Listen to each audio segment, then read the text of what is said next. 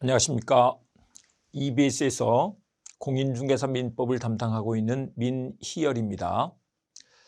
최근에 우리나라의 전세 사기 이런 것들이 뉴스에서 많이 나오고 있죠. 어쨌거나 부동산 가격이 떨어지면서 하락하면서 생기는 문제인데 전세 사기 이거를 어떻게 피해 구제를 받을 수 있겠는가, 또는 어떻게 하면 그런 문제에 휘말리지 않을 수 있을까, 이런 것들에 대해서 우리가 공부해 보는 시간을 갖도록 하겠습니다. 여기는 철저하게 법률적인 관점에서 분석을 해드려서 좀 더 전문적으로 여러분들한테 도움을 드리도록 할 것이고요. 그 다음에 이 강의를 듣고 계시는 또 지금 일반인들, 그리고 공인중개사 수험생들, 공인중개사 수험생들한테는 이것들이 어떤 식으로 문제가 나올 수 있겠는지, 이런 것들에 대해서 같이 언급을 해드리면서 해보도록 하겠습니다.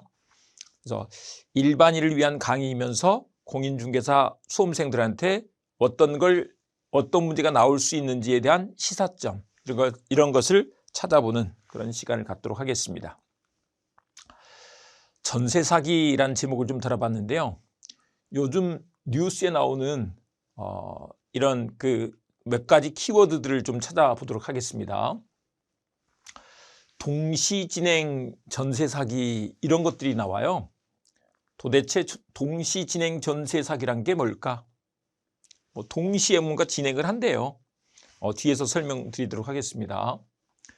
무자본 갭 투기, 이런 내용들도 많이 보셨죠. 무자본 갭 투기, 이런 것들이 빌라왕, 이런 얘기들과 일맥상통한 얘기입니다만은 빌라왕, 또 건축왕, 이런 것들이 나와요. 이제 그 얘기들이 뭔지는 잠깐 한번 나중에 뒤에서 보도록 하겠습니다.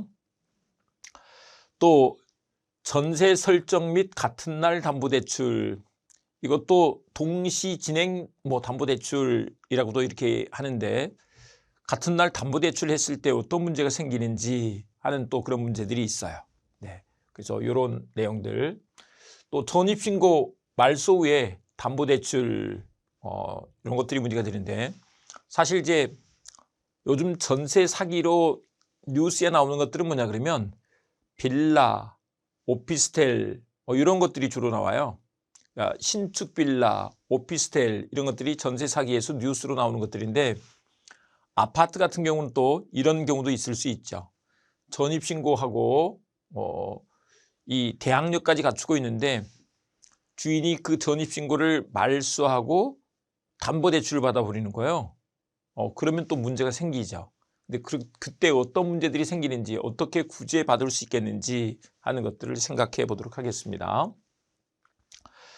근데 이 전세 사기하고 좀 구별해야 될 것들로 뉴스에 나오는 것들이 막 이런 것들이 있어요. 깡통전세, 또 역전세, 이런 얘기들이 나오는데, 이제 부동산에 관심이 있는 분들은 대부분 잘 아시겠지만, 그냥 일반인들은 깡통전세, 역전세, 이런 말들이 무슨 말인지 잘 모르겠어요. 근데 이 깡통전세도 당하는 사람 입장에서는, 임차인 입장에서는 야, 이게 전세 사기하고 구별이 돼? 이럴 수 있죠. 그래서 깡통전세, 이 개념을 잠깐 좀 말씀드리고 할 건데, 깡통전세는 뭐냐 그러면 이게 한마디로 깡통이 됐다는 거죠. 여기 써놓은 것처럼 매매가보다 전세가가 더 비싼 거예요. 매매가보다 전세가가 더 비싼 상태가 되는 거. 예를 들면 매매가가 5억인데 전세가는 막 7억인 거예요. 그러면 2억이 마이너스가 돼버리잖아요. 다 받을 수가 없는 문제가 생기죠. 이런 게 깡통전세인데, 이게 값이 올라가던 시절 같으면 상관없어요. 예를 들면 원래 7억짜리가 뭔가요? 매매가로 이렇게 됐던 것이 전세금 7억으로 들어갔어. 8억, 9억으로 올라가면 깡통전세가 될 일이 없죠. 근데 그게 아니고 값이 떨어져 버리니까 이렇게 문제가 생기는 거죠. 역전세도 같은 건데, 전 전세금과 후 전세금이 이게 더 떨어지는 거예요. 요즘 전세금이 막 떨어진단 말이에요. 그러다 보니까 역전이 돼버린 거죠.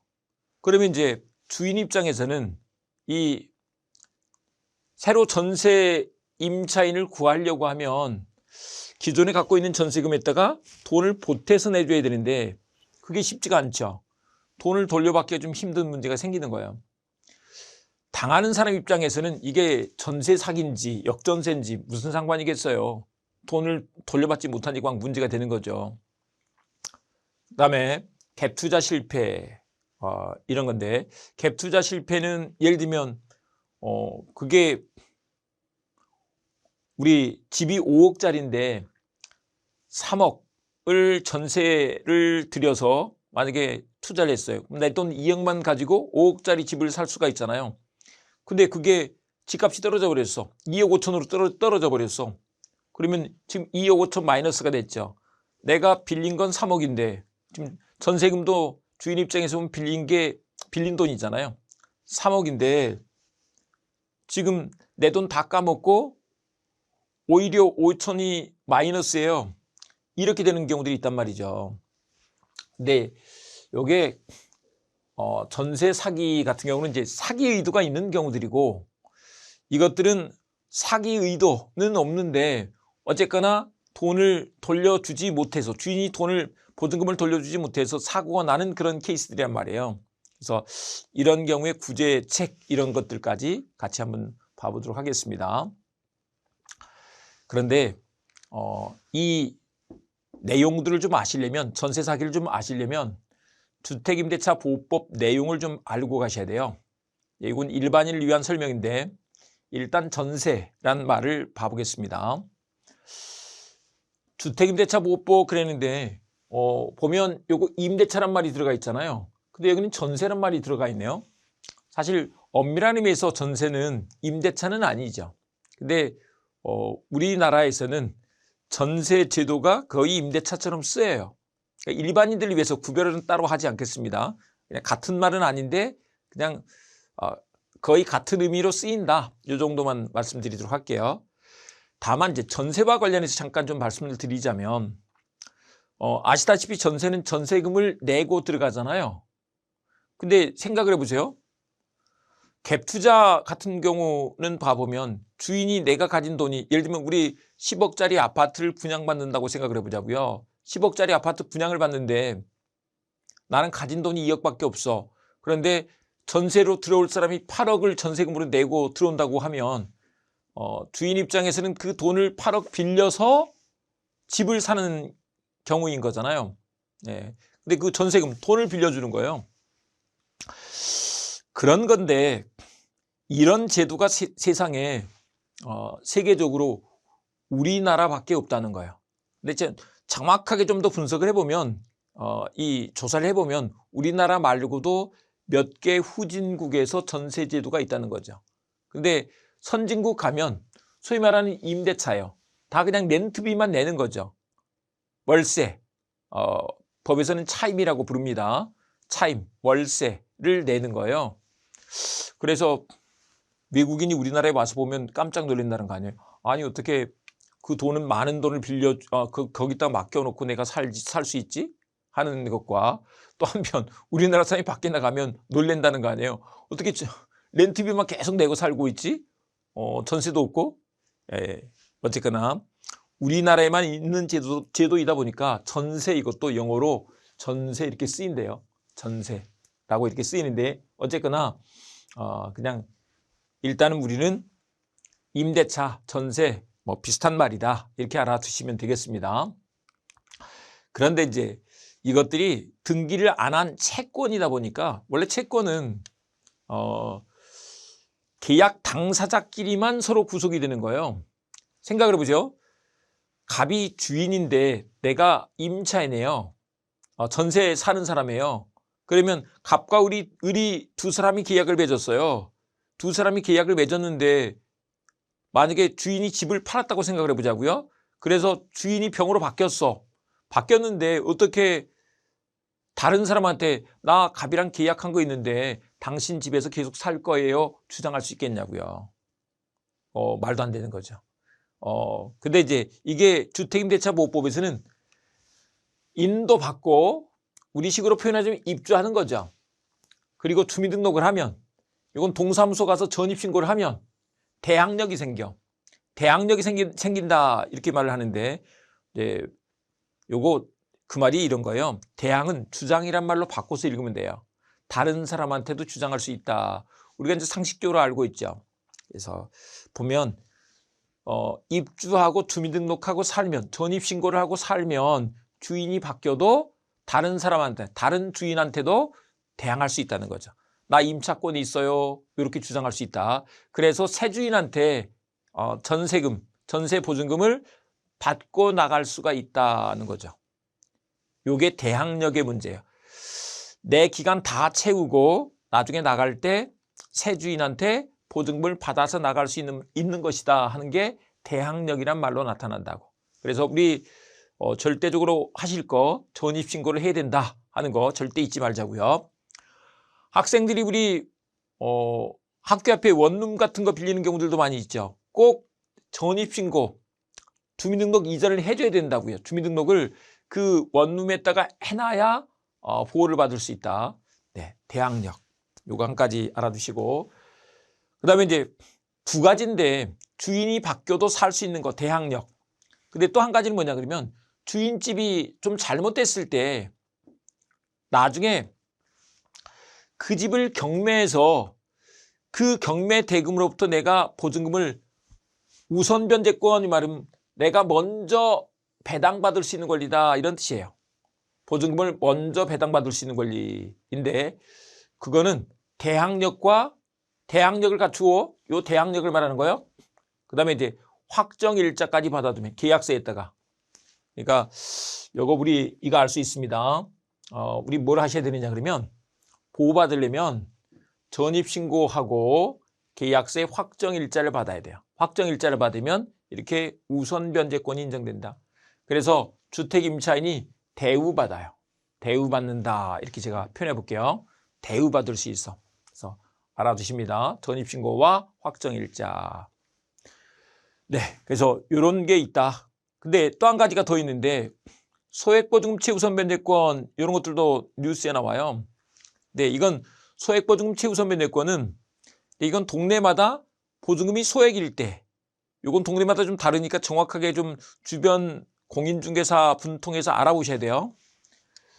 소액보증금에 대해서는 요거는 순위 상관없이 최우선 변제를 받을 수 있는 거예요. 보증금 우선 변제권은 이게 순위에 따라 우선 변제를 받는 거예요. 그러니까 자기보다 선순위가 있으면 우선 변제를 못 받아요. 근데 이제 소액보증금은 보증금 중 일정액에 대해서 순위 상관없이 최우선 변제를 받을 수 있다고요. 근데 요거는 대항력만 갖추고 있으면 돼. 근데 확정일자까지 받지 않았어도. 네. 대항력만 있으면 되고 확정일자를 갖추지 않아도 이런 걸 인정해 준다는 것입니다. 네, 요걸 좀 알아두시기 바랍니다. 소액보증금 최우선 변제권 문제까지 이렇게 해서 기본적인 내용들을 정리를 좀 했습니다. 그런데 동시진행 전세 사기라는 것이 나오는데 이제 요런 제도가 있음에도 불구하고 전세 사기를 당했을 때 지금 보호가 안 되는 문제가 생긴다는 거잖아요. 어떤 문제가 생겼느냐 그러면 동시진행 전세 사기라는 게 이런 거예요. 예를 들면 갑이 건축주인데 갑이라는 사람이 건축주예요. 을하고 임대차 계약을 맺어요. 그래서 임차권이 생겼는데 같은 시기에 병한테 팔아버리는 거죠. 그래서 소유권 이전 등기를 해줘버려. 그러면 이제 주인이 바뀌어버렸잖아요. 주인이 바뀌었어도 을이 앞서서 말씀드렸던 대항력, 그러니까 전입신고하고 살고 확정일자까지 받아두면 대항력 우선 변제권 요게 인정이 돼요. 대항력 우선 변제권이 인정돼. 근데 이제 우선 변제권이 인정되는데 뭔가 사고가 터졌다는 거잖아요. 어떤 사고가 어떤 식으로 터지는지를 잠깐 좀 말씀드릴 건데 이런 거예요. 이제 여기 등장하는 인물들 봐보면 여러 동네들이 좀 많이 있습니다만은 요즘 뉴스에 많이 나오는 것들이 뭐 저 강서구 화곡동, 인천 미추홀구, 뭐 그다음에 이제 동탄 신도시 뭐 이런 데 더 많이 있습니다. 네. 거기서 나오는 사람들이 다 좀 달라요. 뭐 빌라왕, 건축왕, 요즘 이제 뉴스에서는 좀 달라지기 시작했습니다. 아, 무슨 빌라왕이냐, 건축왕이냐, 왕은 무슨 왕이냐. 좀 뭐 하여간 해학적으로 보자면 그렇게 볼 수도 있지만 피해자 입장에서 보면 좀 되게 열받죠. 뭐 사기꾼 이렇게 부를 수 있을 건데 어쨌거나 빌라왕, 건축왕 막 이런 사람들이 나와요. 네, 근데 그게 케이스에 따라서 달라질 건데 동시 진행 전세 사기 같은 경우는 일단 빌라왕 사건이에요. 빌라왕 사건. 이게 어찌 된 거냐 그러면 이제 화곡동 같은 데서 이렇게 좀 일이 벌어졌는데 동시 진행 이렇게 떠가지고 갑이 같은 날 임차인하고 이렇게 계약을 맺어서 입주하고 그다음에 전입신고까지 해서 대항력 그리고 이제 확정일자까지 이렇게 받아놨는데 무자본 갭투기해서 병한테 그냥 넘겨버리는 거예요. 근데 이제 이게 문제가 뭐냐 그러면 신축 빌라 같은 경우에 신축 빌라 같은 경우 사실 시세가 명확하지 않으니까 사실 좀 이제 젊은이들이 많이 당했잖아요. 나이가 좀 있는 분들은 시세를 좀 알기도 하고 여러 가지 알아봐서 아 이건 좀 너무 심한데 그러면 안 한단 말이에요. 그래서 안 하는데 젊은이들은 뭐 그냥 뭐 대출도 나오지 그러니까 그냥 한 거죠. 나중에 내가 그 돌려받아서 뭐 내면 되는 거니까 이렇게 했단 말이에요. 그런데 예를 들면 그 시세보다 낮으면 아무 문제가 없어요. 근데 시세가 예를 들면 2억이에요. 보통 2억 5천이 많이 문제가 되는데 여기다가 2억 5천에 세를 주는 거예요. 보증금을 2억 5천을 받고 그리고 그거를 여기다 팔아버리는 거예요.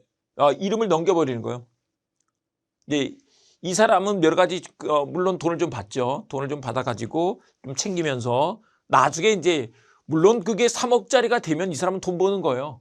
돈 버는 거지만 현실적으로 지금까지 우리나라의 그 빌라가 집값이 잘 안 올랐잖아요.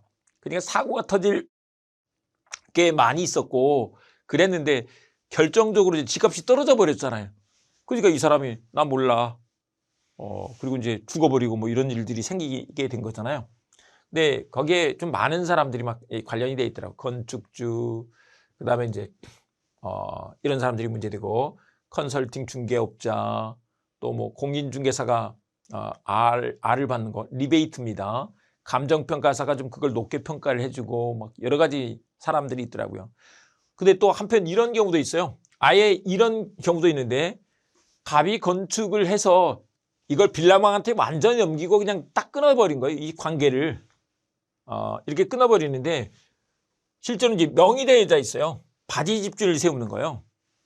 심지어는 완전히 이 전혀 능력 없는 사람한테 이렇게 바지 집주를 세워서 이런 관계를 두게 하는 거예요.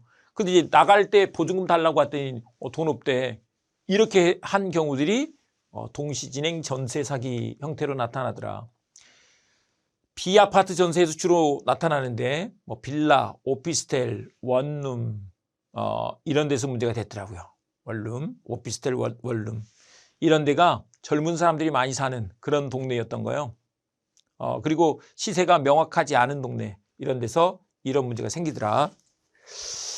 근데 이제 이게 세금 체납으로 나중에 압류가 돼요. 이 사람이 이제 종부세 이런 것들이 안 내다 보니까 압류가 되고 그다음에 이제 대출금 있는 것들이 상환 연체가 되다 보니까 이제 은행에서 가만히 못 있죠. 가만히 있지 않고 압류하고 경매 들어온단 말이에요. 그러다 보니 선순위자가 있으면 선순위자가 먼저 받아가 버림으로써 이 임차인이 보호되지 않는 그런 문제들이 생기더라 이 말인 거죠. 네, 그래서 이게 전세금이 문제인 거예요. 전세금이 너무 높아서 문제였던 거예요. 네, 그다음에 이제 동시진행 담보대출 있는데 아파트 같은 경우에서는 이제 이런 것들이 있는 거예요. 요건데요. 우리 요런 상황이에요. 요걸 좀 바꿔서 보면 여기다가 임대차 계약을 맺고 그다음에 봐보세요. 임대차 계약을 맺고 거기다가 나가서 인도받고 그리고 전입신고를 해서 대항력을 갖췄죠. 그리고 이제 확정일자까지 다 받은 거예요. 받았는데 같은 날 여기는 이제 은행에다가 저당권 설정해 줘 버리는 거예요. 저당권 설정을 해버렸어. 그렇게 되면 앞서서 우리 말씀드린 것처럼 이 확정일자까지 받으면 우선변제권이 인정되는데 보증금 우선변제권 요게 인정되는데 문제는 이 순위가 먼저일 때 위에 있을 때 먼저 받을 수 있는 것인데 은행이 같은 날 저당권 설정을 해버리면 저당권과 임차인 간의 관계, 은행과 임차인 간의 관계에서 은행이 먼저가 돼버린다는 거예요. 그렇게 되는 것은 저당권 등기는 등기를 하면 바로 효력이 생겨요. 등기부에 기재가 돼 있으니까 바로 효력이 생겨.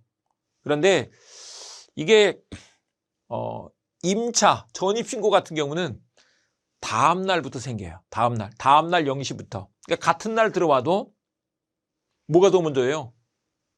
저당권이 더 먼저가 돼버리죠. 그래서 이런 문제가 생길 거에 대비해서 아파트 같은 경우에 이런 것들이 좀 많이 있는데 꼭 특약을 집어넣어라. 이런 거 하면 안 된다. 집어넣고 만약에 이런 일이 있으면 해지할 수 있다. 이런 특약을 반드시 집어넣어서 압박을 가해야죠. 이거 꼭 중요한 것이다. 해지 특약 같은 걸 집어넣지 않으면 이렇게 장난치는 것에 대해서 어쩔 수가 없다. 근데 이제 시험 문제로 보자면 같은 날 들어오면 누가 우선한다고요? 저당권이 우선한다고. 저당권이 우선하기 때문에 경매가 돼도 집을 내줘야 돼. 대항력이 없어. 그리고 보증금 우선변제권 이것도 후순위가 돼버려. 은행이 다 받아가 버리고 나면 임차인은 보증금을 돌려받을 게 조금이거나 없거나 이렇게 돼버리는 거죠. 이런 것들도 다 전세 사기의 한 형태가 될 수 있는 것이다. 그래서 반드시 특약을 집어넣어야 된다는 거, 요거 하셔야 된다는 거 말씀드립니다. 그래서 이런 식으로 문제가 나타나요. 우리가 여러 가지 유형들을 보시는 것들은 큰 의미는 없죠. 어쨌거나 봐보세요. 이 건축왕 같은 경우는 바지 사장을 세우는 거고, 그냥 이렇게 건축주 이렇게 쓴 경우들은 이 사람 빌라왕한테 그냥 넘기고 그냥 관계 끊어지는 거예요. 근데 집값이 막 올라간 다음에 이 사람은 그거를 어떻게 할 수 있는 거예요? 나중에 집값 올라가면 보증금 내주고도 남잖아요. 근데 보증금 내주고도 남는데 돈을 버는 건데 그게 잘 될 것 같으면 왜 그걸 넘기겠냐고. 그런 식으로 빌라가 분양이 잘 안 되니까 그런 문제가 생긴 거지. 그러니까 나한테 돈 문제와 관련해서는 우리 부모님 말고는 나한테 호의를 베풀 사람은 없다 하는 것을 꼭 염두에 두고 이 진행을 하셔야 된다는 걸 말씀드립니다. 자, 전세 사기 대책 그랬는데 맨 먼저 이거 일반인들 같은 경우 이걸 잘 모르는 경우들이 많은데 꼭 먼저 해 두셔야 될 것이 이게 있어요. 지금 기간이 끝났는데 보증금을 돌려받지 못하고 있어서 생기는 문제잖아요. 근데 이 대항력 있고 또 우선변제권 확정일자를 받아서 우선변제권을 갖고 있어도 그냥 거기서 이사를 가버린다거나 전출을 가버린다거나 이러면 대항력 우선변제권이 없어져 버려요. 그래서 그 동네 법원 가서 임차권 등기명령을 신청을 해야 된다는 거예요. 법원에 가서 하는 것이다. 예. 그러면 이제 대항력 있던 거, 우선변제권이 있던 거 유지를 시켜줘요. 그래서 다른 데로 약간 거처를 옮긴다든지 이랬어도 문제가 없어지는 거죠.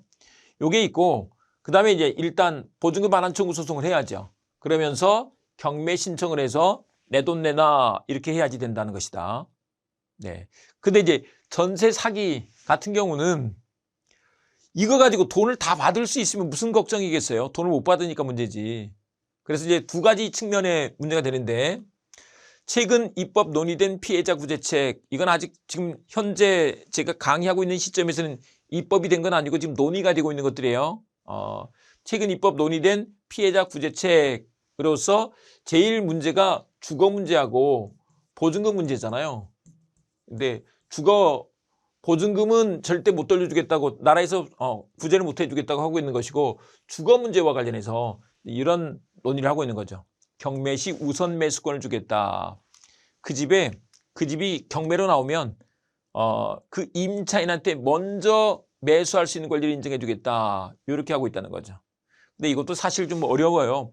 다른 경매하는 분들이 덤벼들어서 이걸 낙찰을 받아버리면 값이 자꾸 올라갈 거 아니에요. 올라가게 되면 이것들이 우선 매수권을 인정해줘도 값이 너무 비싸버리면 의미가 없잖아요. 근데 어쨌거나 이제 호의적으로 보자면 이 우선 매수권을 인정해줘서 그 집에 살 수 있도록 해주겠다. 근데 이제 보증금을 사기를 당했으니 돈이 없잖아요. 그래서 저리 대출 해주고 그다음에 세제 혜택을 주고 이런 식으로 해서 보호를 해주겠다 하는 것이고 도저히 그러면 안 되겠다. 그럴 여력이 없다. 그러면 이 LH 공사가 매입을 해서 그걸 공공임대주택 형식으로 해서 그 집에 계속 살 수 있게 해주겠다. 이런 대책들이 지금 나오고 있는 상태죠. 네. 요것들이 지금 논의가 되고 특별법으로 한시법으로 이렇게 만들려고 하고 있다. 한시법이라는 것은 한시적으로만 그 법이 있는 거예요. 자, 그러면서 이제 거기서 논의하고 있는 것들이 이런 것들인데요. 요거는 뭐 우리 대항력을 갖추고 확정일자를 받은 임차인, 그러니까 대항력을 갖췄다 이 말은 전입신고를 했다. 이거 매우 중요합니다. 전입신고를 하고 확정일자를 받은 임차인. 그러니까 옛날에는 그런 문제가 없어서 별로 그런 문제가 없었는데 지금은 이런 전세 사기 이런 문제들이 생길 수 있으니 반드시 전입신고하는 거 잊지 말라고요. 그다음에 확정일자를 받은 임차인. 이건 어디를 가도 마찬가지예요. 전입신고하고 확정일자를 갖춰야 된다. 그다음에 임차주택에 대한 공매가 진행 중일 때 인정해 주겠다라고 하는데 이건 좀 완화시키는 논의를 좀 하고 있어요. 아직 경매되지 않아도 해주겠다.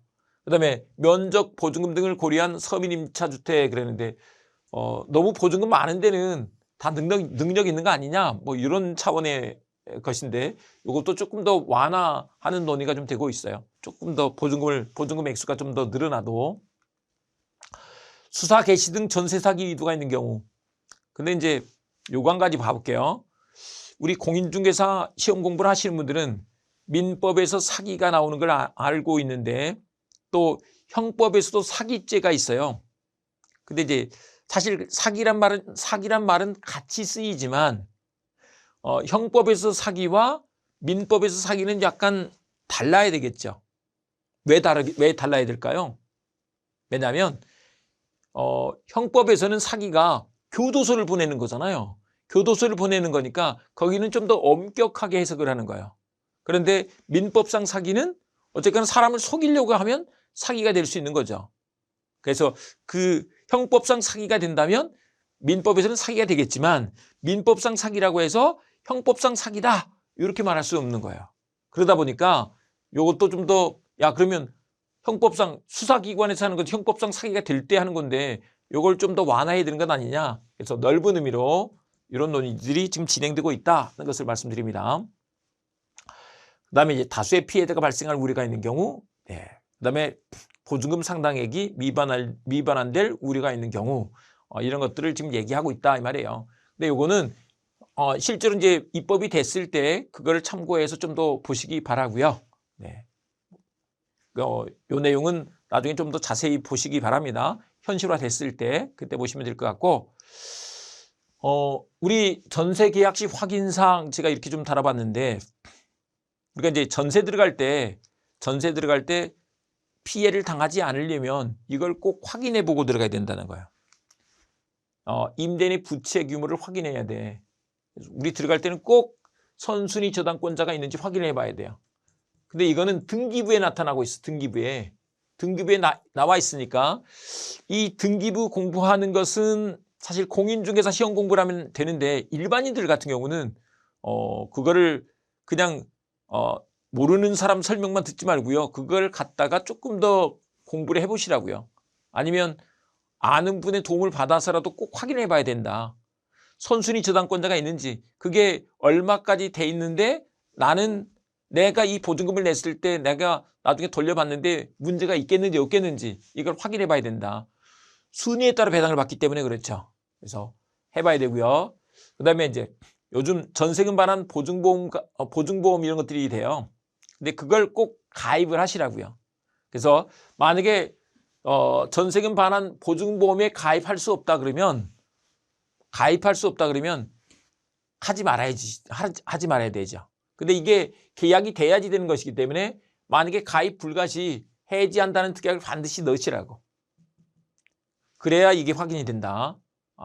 보증보험에 가입해야지만이 이게 확실히 보호가 돼요. 그래서 뭐 우리 보험이라는 것은 사실 그런 거잖아요. 사고 날 것에 대비해서 사고가 100% 나면 그건 보험이 아니죠. 날 수도 있으니까 그 위험을 대비해서 보험금을 내놓고 위험에 대비하는 거잖아요. 예. 꼭 그리고 이게 나중에 안전판을 마련해 주기도 해요. 그래서 봐주시고 그 다음에 이제 요즘 나오는 게 전세 포비아, 뭐 전세런까지 나옵니다. 근데 보증금이 집값의 70% 이하여야 된다는 거예요. 뭐 80% 이렇게 되는 경우들도 좀 있는데 좀 더 안전하려면 70% 이하여야 돼. 근데 돈 떼일 염려가 있으니까 막 전세 포비아가 생겨가지고 요즘은 그래서 이제 월세로 많이 전환되고 있다는 거잖아요. 월세로 전환되고 있다. 그래서 뱅크런에서 전세론으로 이제 용어가 생겼더라고요. 뱅크런은 돈 찾으러 가는 거잖아요. 전세론은 이제 전세에서 뛰어나가는 거겠죠. 의미가 좀 다르긴 합니다만은 그런 식으로 요즘 전세 제도가 주인 입장에서는 돈 빌리는 거라니까요. 세든 사람은 돈 빌려주는 거예요. 그걸 믿을 수가 없잖아요. 그래서 전세 말고 월세로 많이 전환되는 중이다. 그다음에 임대인 세금 체납 사실을 꼭 확인해야 돼요.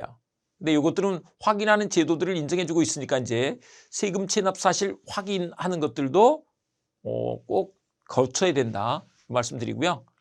그다음에 이제 임대인 신분증, 인감증명서 이런 것들을 확인해 볼 필요가 있는데 뭐 빌라왕이나 건축왕이나 이런 사건들 보면 주인이 직접 나서지 않고 막 집이 예를 들면 천채 이런 건데 그럼 조직적으로 움직이고 있잖아요. 그러다 보니까 그게 주인이 다 나타나서는 게 아니고 조직적으로 하고 있다니까요. 그래서 그것들을 정확하게 잘 확인을 해봐야 된다 하는 거. 그다음에 이제 전입신고, 확정일자 받기. 아까 우리 보셨지만 전입신고, 확정일자 받기 이런 것들을 꼭 여러분들이 확인해야 된다는 거. 안 하면 안 되는 최소한의 대책인 거죠. 전입신고를 하고 확정일자 받는 거. 어쨌거나 지금 일반인들 같은 경우 전세 가지고 여러 가지 걱정들이 많잖아요. 여기에 조금이라도 여러분들한테 도움이 됐으면 좋겠고, 그다음에 지금 공인중개사 시험 공부를 하고 계신 분들은 여기서 출제될 수 있는 포인트들이 있으니까 그것들을 잘 확인하셔서 시험에 여러분들이 다 붙으시기 바랍니다. 그래서 훌륭한 공인중개사가 되셔서 여러분들이 이런 전세 사기를 당하는 분들을 좀 많이 도와주는 그런 법률적으로 도와드리는 그런 분들이 되셨으면 좋겠습니다. 네, 여기까지 해서 전세 사기와 관련한 강의를 마치도록 하겠습니다.